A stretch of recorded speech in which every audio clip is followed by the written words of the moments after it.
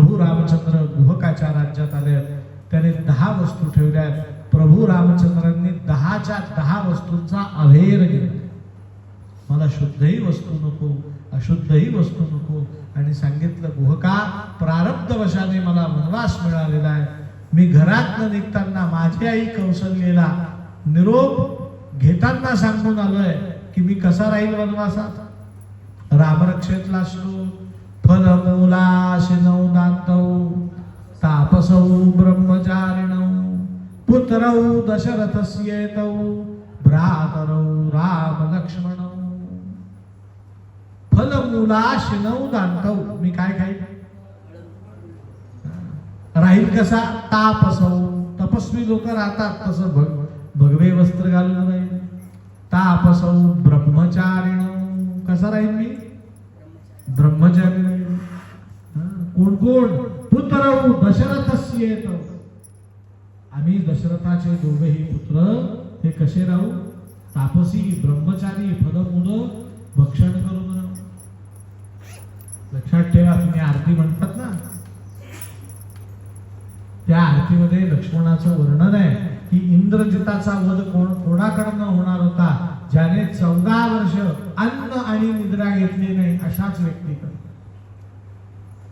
म्हणून लक्ष्मणाचं वर्णन केलं, 14 वर्षे आहार निद्रा नाही तयास. गुहकाने सांगितलं, रामा तुझ्यावरती हा प्रसंग का आला? प्रभू रामचंद्रांनी सांगितलं, माझी आई कैकेयी, तिला असं वाटतंय की तिच्या मुलाला राज्य द्यावं भरताना, पण तिने माझ्या वडिलांनाही सांगितलं. तिने वडिलांच्या ऐवजी मला जर सांगितलं असतं तर हा प्रसंग आला नसता. मी आनंदाने भरताला राज्य देऊन टाकलं असतं. प्रभू रामचंद्रांनी फार सुंदर गोष्ट सांगितली या संदर्भाने. मनुष्य धर्म लक्षात ठेवा. आपण श्रीलंकेला रामकथेला आलेलो. रामकथा सांगण्याची जबाबदारी माझ्यावर आहे. पण माझ्याबरोबर तुम्ही जवळजवळ 78 लोक आहात. 78 लोकात एखादा मनुष्य माझ्यापेक्षाही सुंदर जर रामकथा सांगत असेल तर मी त्वरित बाजूला व्हायला पाहिजे आणि त्याच्या हातात काय द्यायला पाहिजे? माईक द्यायला पाहिजे. रामकथा होणं महत्वाचं आहे, कोण सांगतं ते महत्वाचं नाही. प्रभू रामचंद्र सांगतात, मी भरताला राज्य देऊन टाकलं असतं. भरताने राज्य केलं काय आणि मी केलं काय? भरताचं राज्यही रामराज्यासारखं जर असतं तर मला त्याला राज्य द्यायला कुठल्याही प्रकारचं वैषम्य नाही. मी केलं काय करतो? हेच वाक्य पुढे ते रावणालाही सांगणार. पण आत्ता गुहकाला सांगितलं, त्या कैकेयीने मला जर सांगितलं असतं तर मी राज्य देऊन टाकलं असतं. पण गुहका, या जगतामध्ये नियती जे ठरवते ते मनुष्याला मान्य करावं लागतं. आता मी आज रात्रभर इथे थांबतो. माझ्याबरोबर हे अयोध्येतले प्रजाजन आहेत, यांच्या भोजनाची तू व्यवस्था कर. मी ज्या अर्थी वनवासात आलेलो आहे त्या अर्थी मला कुठल्याही राजाच्या वेशीतनं आज प्रवेश करता येणार. 14 वर्ष मी फक्त वनवासात राहणार. कुठल्याही राज्याच्या वेशीत मी प्रवेश करणार नाही. सगळ्यांनी एकदा जय जयकार करावं. गोपाल कृष्ण आणि शेजारच्या मांडीवर थाप द्या. कोणी कोणी डोळे मिटलेत बघा बरं. कमी नावं सांगू तुम्हाला, आम्हाला सगळे जण दिसतात. प्रभू रामचंद्रांनी गुहकाला सांगितलं, गुहका, इतरांच्या भोजनाची व्यवस्था कर, माझी करू नको. गुहकाने लगेच प्रधान मंडळाला सांगितलं, भोजनाची व्यवस्था करण्यात आली. पण गुहक तिथेच बसून राहिला आणि त्याने प्रस्ताव ठेवला. सांगितलं, रामा, मी तुला ओळखतो, माझी विनंती आता मान्य कर. हे निषाद नावाचं राज्य तुला घे आणि इथे तो राज्य कर. अयोध्येचं राज्य कोण करेल? भरत करेल. मी तुला राज्यम समर्पये तुभ्यम, माझं सगळं राज्य तुला देऊन टाकतो. कारण का? तुझ्यासारखा प्रथितयश पुरुष या पृथ्वीवरती जन्माला आला नाही, भविष्यात येणार नाही, असं मला माझ्या भिल्ल गुरुजींनी सांगितलं. प्रभू रामचंद्रांनी त्या गुहकाला आलिंगन दिलं आणि सांगितलं की माणसाचे शब्द माणसाचं प्रेम वृद्धिंगत करतात. तुझे शब्द माझ्या हृदयाचा ठाव घेणारे ठरले. पण गुहका, मला राज्याचा लोभ कालही नव्हता, आजही नाही, उद्याही नाही. आनंदाने तुझं राज्य कर. फक्त माझी एक विनंती मान्य कर. 14 वर्ष मी कोणाकडेही हात पसरणार नाही, पण आज तुझ्या पुढे हात पसरतो. मला थोडासा वडाचा चीक आणून, तुळशी खालची मऊ माती आणून दे आणि थोडस गाईचं दूध आणून दे. गुहकाने विचारलं, का? म्हणे, आता मला आजपासून तपस्वी राहायचं आहे, म्हणून मी, लक्ष्मण आणि जानकी आम्ही वडाचा चीक गाईच्या दुधात मिसळून त्याला माती लावून आमच्या केसांच्या काय करायच्या, जटा करायच्या. प्रभू रामचंद्रांनी शृंगवेरपूरला स्वतःच्या केसांच्या जटा केल्या.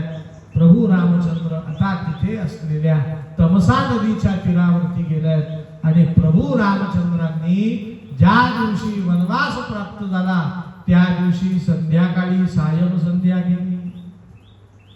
आपल्याला फार मोठा उपदेश केला की आपल्याला सुख दुःख प्राप्त झालं त्याचा संबंध देवाशी, देव कार्याशी जोडू नये. प्रभू रामचंद्रांना असंही म्हणता आलं असतं, काय संध्या करायची, त्या सूर्यनारायणाने काय दिलं, वनवास. प्रभू रामचंद्रांनी काय केली त्या दिवशी, संध्या केली. सीतामाईला जवळ बोलवून घेतलं, सांगितलं, सीते काळजी करू नको. विवाह संस्कारामध्ये मंत्र म्हटलेला आहे. प्रभू रामचंद्रांनी आठवण करून दिली. मांगल्यम तंतुना मम जीवन हेतुना कंठे बध्नामि शुभगे त्वं जीव शरदां शतम्. पती पत्नी दोघांनी एकमेकांचा हात घट्ट हातात धरून जो संसार केला जातो तो संसार करण्यासाठीच विवाह केला जातो. आणि विवाह म्हणजे काय, तर प्रभू रामचंद्र सीतेला समजून सांगतात की एकमेकांबद्दल असलेली कमिटमेंट. कुठली कमिटमेंट, सुख आणि दुःख एकमेकांनी एकमेकांचा हात सोडायचा नाही. जानकी, खरोखर तू सौभाग्यशालीनी आहेस, वनवासात तू माझ्या बरोबर आलीस. कारण कैकेयीने कुठेही शब्द वापरला नव्हता जानकीलाही वनवास, पण पती निघाला म्हणून जानकी देवी घरी थांबल्या नाही. फार सुंदर श्लोक.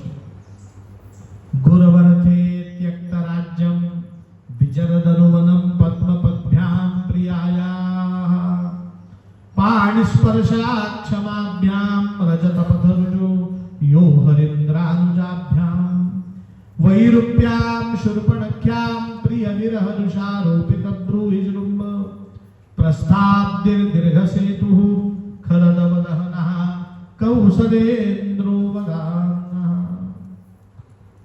सीतामाई वनवासात निघाल्यात. कशा निघाल्यात, पद्मपद्भ्यां प्रियायाः. पद्म म्हणजे कमळ. त्या कमळाच्या फुलाचा पानाचा भाग किती कोमल असतो. कमळाचं फूल, त्याचं पान किती कोमल, तेवढे कोमल सीताबाईंचे काय चरण आहेत. त्या चरणांनी ती अनवाणी निघाली. तमसेच्या तीरावरती प्रभू रामचंद्र सीताबाई लक्ष्मणासमवेत बसले.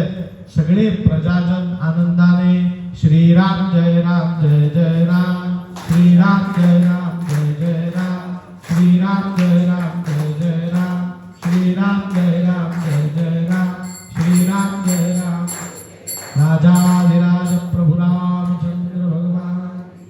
गुहक राजाने डाळ तांदूळ सगळं आणून दिलंय. प्रत्येकाने आपापली स्वतंत्र सूट पेटवली.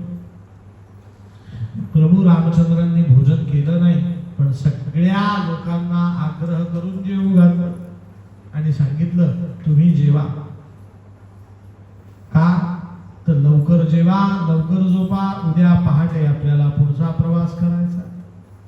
सगळ्यांना प्रभू रामचंद्रांनी प्रेमाने भोजन करून शयनाला प्रयुक्त केलं. रात्रीचा 1 वाजला. प्रभू रामचंद्रांनी लक्ष्मणांनी सुमंताला सांगितलं, सुमंता सगळे चालून चालून दमलेत, थकलेत, आता रथ तयार कर.